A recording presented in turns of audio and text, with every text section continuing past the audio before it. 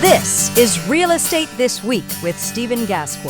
17 years on air and online, helping you succeed in buying, selling, and investing in property. The best real estate strategies out there, just for you. Welcome to Real Estate This Week. Hi again, I'm Stephen Gasque, and I'm delighted you're with us as we look at curb appeal, helping your yard look so good, buyers will line up. So good, you might not want to move. And we're not just talking about mowing the lawn and trimming the edges. Instead, we're talking color. Color everywhere. So, let's talk about curb appeal now with an expert. Joining us is Mike McGrath, host of the national show You Bet Your Garden, produced by WDIY. Mike is a lifelong garden professional, public radio host, and the former editor-in-chief of Organic Gardening magazine. Mike, welcome to Real Estate This Week. Steve? Is this Steve? This is Steve. Yep, you got him. You still have my phone number? Where you been? You never call. You never visit. Mike, there is only one you. And it's true, it's been a while, but here we are right now. And I'm delighted to be talking to one of the greatest gardening experts ever. And I hope you've been doing well. Okay. I forgive you. Oh, well, thank you. Thank you. And so, Mike, here we are in the spring market of 2026. And you know, I have always asked your advice when it comes to one of the most important things in real estate, which is curb appeal. And so, Mike, if I want to make my house just shine this spring, what would your first bit of advice be for me? I'm warning people, this is the time of year not to be cheap. This is the hardest time of the year to make your house stand out. But if you do a great job and your neighbors don't think of it, your house is going to shine like a beacon in the neighborhood. Everybody else is going to look bad. And that's the name of the game, right? Right. That's very true. And so, Mike, where I am up in the mountains, I know that my first job, even though it's spring now, my first job is to just clear all the debris out of my yard. The twigs, the branches, the limbs, all the things that came down in the winter. So that's my first step. I think that's an excellent first step. But make sure you do it for your whole property. Don't miss a step. Hire a couple of kids to work for you for a couple of days if that's available to you. But yes, cleaning up is very important. And Mike, something that's really funny is that nature is reminding me to clean up, because even though there's debris everywhere in my yard, the daylilies are starting to come up. So that's telling me, get to it, Steve. Yeah. Yes. Okay, first on my list is pansies. Pansies are always my first suggestion in the spring. Pansies are super cold hardy. You could have planted them in the fall in most parts of the country, and the plants would still be alive. Summer is their enemy. They're going to die when it gets hot, no matter what you do. So they are temporary. I would go out and buy at least 4 flats. And you want bright ones. There are some where the color is subdued. We don't need subdued color at this time of year. Pansies with a lot of yellow in them would be good if you have daffodils or forsythia blooming and coming up. And will they last all the way to the end of the spring? And then, as you say, they'll die out in the summer. But would the spring market be a good time to plant those because they'll look great all spring? Yes. Yes. And they're happy flowers. The flower heads look like happy faces. And nobody can look at them and not smile. So don't go to a big box store. This is one where you want to work with a local nursery, preferably, or garden center. But you want to buy in bulk. And if you buy 4 flats or more, you're going to ask for a discount and you're going to get it. Okay. Depending on what your walkway looks like, there is no downside to just kind of laying the flats on their side, kind of facing up at like a 70-degree angle. The implication, of course, being you're getting ready to put them in the ground. If you have the time, the energy, and the open ground where your lawn meets your hardscaping, definitely plant them. But that's going to take some time. When I used to be a regular on the Today Show, I just took the flats in and it made for a great visually. You know, they're highly concentrated. Buy more than you need. You think you need. It's going to be a little expensive. And Mike, sticking with flowers for a minute now, should I be planting spring bulbs or should I have done that last fall? Fall. And is it a waste of time if I do it now? Yes, but yeah, you plant spring bulbs in fall. The flower's already formed inside. It grows good roots over the winter, and then it flowers in spring, which is why they call them spring bulbs. So no, there's nothing you can do to make a permanent planting. Okay. But as you know, supermarkets, garden centers, everybody's got flowering bulbs in pots in soil, right? You've seen this. So you can plant those. They're out there. They're very inexpensive. I would recommend buying yellow tulips because at this time of year, at least in my garden, yellow rules with the daffodils and forsythia.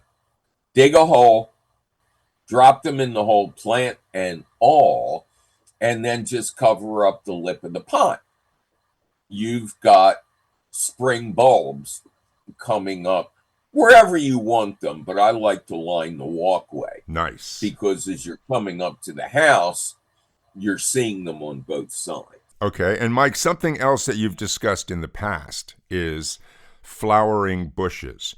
And I know that if you want to get your house ready for the spring market, you might be tempted to prune some of those bushes now, but I understand that that's a mistake. You really should let them go all the way through flowering. Right. If you prune them now, they won't flower this year, and they'll look even worse than they do now. And another question now. Yeah. About the big picture of your home. What about the lawn, Mike? Can you do anything now to really make your lawn look great, or is that also something you should have been thinking about last fall? Well, cool season lawns, which are the predominant type of lawn, bluegrass and fescue, should have everything done to them in the fall because they are cool season grasses. They love fall and spring, but they suffer over winter. So we feed them in the fall to reward them for living through summer. What you can do now if you've got little ratty shoots coming up is just go over the lawn with your lawnmower at its highest setting and just clean it up a little bit. Do not feed it. Do not patch it. Don't do anything else other than give it a very light haircut. Well, that's really great advice. Yeah. Come on. I got some stuff prepared for you. Go for it, buddy. Go. No weird mulch. Don't mulching with trashed wood that's been spray painted a god awful color never seen in nature is very off-putting to a lot of people. Plus, this trash wood mulch can breed really unfortunately shaped mushrooms overnight, and you can't stop them. They're just a natural occurrence when wood breaks down. Well, is there an alternative? Yeah, I don't know how old you are, but there was never a mulching season. People didn't mulch their landscapes. That happened when landfills stopped accepting green waste. So all the trees and limbs, plus construction debris, horribly chemicalized railroad ties, pressure treated wood, it all got sent to the chipper, who chipped it up, spray painted it, put it in bags, and convinced somebody in the neighborhood to install it. And then it was like, oh, that's what I'm supposed to do.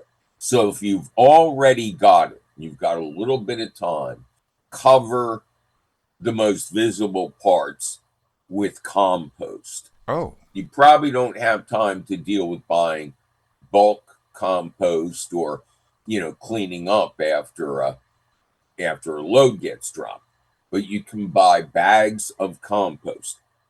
But if you buy a premium compost, and you'll be able to tell the difference right away, and just buy enough to cover if you have one of the miserable mulches, that's going to go a great way. And it's also going to feed your plants instead of steal energy from them. And so if you don't have any mulch at all, but you want your place to look good, you could do the same thing. You could put down compost instead of mulch, and that would not only look good, it would, as you say, feed your plants. And protect them from disease. And I'll correct you lightly, compost as mulch is mulch. Mulch just means anything that covers the surface of the soil to hold moisture in and keep the temperature level at the soil line. Compost is the best mulch.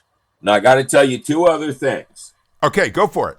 As you go towards the front of the house, I've always advocated having two small trees in great-looking containers on each side of the door. I'm talking junipers, young Leyland cypress, young arborvitae. They're perfect, but you're going to have to buy really nice containers for them. And you want the containers to be as high as possible so they capture most of the eye. The containers have to have drainage, and especially in the beginning, you'll have to figure out their watering. Really, if the pot feels light when you rock it, it needs watering. Okay. If the pot do not rock, leave it alone. It's fully saturated. Mike, that is a great idea. The two trees on each side of your door. This is wonderful. The containers I talk about are going to be a little expensive, but if you put these trees in 5-gallon buckets, they ain't going to go inside. They go back to the car already. And so what else can we do, though, as we approach the spring market of 2026? Eye level, curb appeal that goes everywhere from 0 to 6 or 7 foot high. Now, obviously, you can't plant big specimen trees or anything like that. But what you can do is go out, again, you can't cheap on this. buy really nice wreaths, things you hang on your door at Christmas time. Well, they come in all seasons, and there are beautiful springtime wreaths. So you're walking up to the door and you see this colorful circle with red berries, maybe a fake bird in there, cheers you up immediately. You can, depending on the style of your house, you may want to do a couple of windows, but you'll never regret it. I mean, you'll love it, even if you just stay there. No cheap one. Let's take a quick recap here, Mike. Right. If you want to get your house looking great this spring, you've got to start at the beginning. Clean up your yard. All the twigs, all the leaves, all the branches, all the limbs. And next, pansies, that huge pop of happy color you talked about. And then putting down compost instead of mulch in all the areas where you need it. Or even on top of weirdly colored mulch. Okay. And then next to the front door, 2 beautiful trees in beautiful pots to welcome people. And then on that front door, also welcoming guests, a really gorgeous wreath. Mike, what a great list. I'm the best. I'm the best there is at what I does. You really are the best, Mike. And I'm humble. And before we leave you, though, anything else, if you were to walk into a house that was for sale and check it out and see something so good that you might want to write down notes on it, what would that be? No bad smells. I'm not looking for good. Neither are homeowners. They're looking for negatives to decide. So house has to be clean. You know that. Somebody's got to be baking cookies or bread. But if the home is lived in by cigarette smokers, it is worthwhile to have the house cleaned, the wallpaper washed down, and, present it as best you can. Excellent. Well, Mike, I really want to thank you for being on the show this week and getting us all ready to make our houses as beautiful as possible in the spring market of 2026. We definitely came to the right guy. Thank you, Mike. All right. Well, thank you. Take care. Bye-bye. Mike McGrath, host of the national show You Bet Your Garden, produced by WDIY. Mike is a lifelong garden professional, public radio host, and the former editor-in-chief of Organic Gardening magazine. Next time on Real Estate This Week, mortgages in the spring market. We'll ask a national expert how to get the best mortgage out there.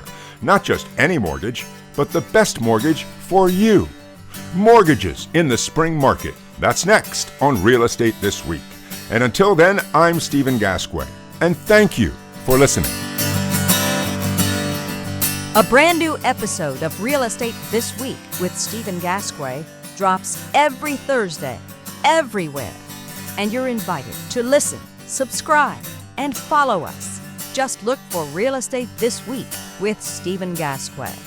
The best real estate strategies out there, just for you.